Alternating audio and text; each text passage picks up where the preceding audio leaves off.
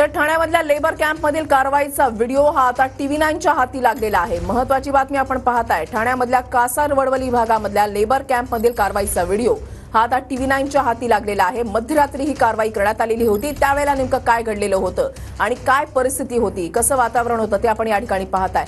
जवळपास 200 पोलीस जे आहेत ते या ठिकाणी होते। या लेबर कॅम्पमध्ये मजूर जे आहेत ते राहत होते आणि असंही माहिती मिळते की हा आरोपी सुरुवातीला या भागामध्ये काम करत होता, या परिसरामध्ये काम करत होता। त्यामुळे त्याला या परिसराची माहिती होती आणि म्हणूनच त्याने लपण्यासाठी या भागाची निवड केली अशी देखील माहिती मिळते। मध्यरात्री 3:30 वाजता त्याला अटक करण्यात आलेली होती। त्यावेळेला नेमकं त्या ठिकाणी कशा पद्धतीने पोलिसांनी कारवाई केली ते आपण पाहताय।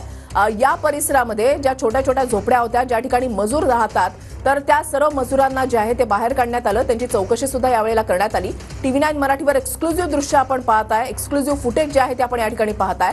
आरोपी हा मूळचा पश्चिम बंगालमधला असल्याची माहिती मिळतेय।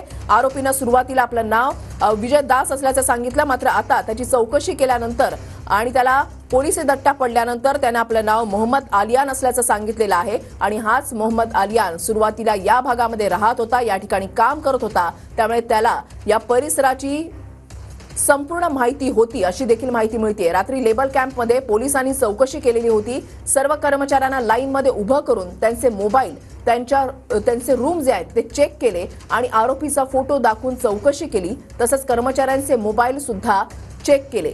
त्यावेळेला पोलिसांनी ही कशा पद्धतीने कारवाई केली, ही कारवाई कशा पद्धतीने तडीस नेली, या आरोपीला कशा पद्धतीने अटक केली, कशा पद्धतीने सापळा रचला, त्याचं हे एक्सक्लुझिव्ह फुटेज जे आहे ते TV9 मराठीच्या हाती लागलंय।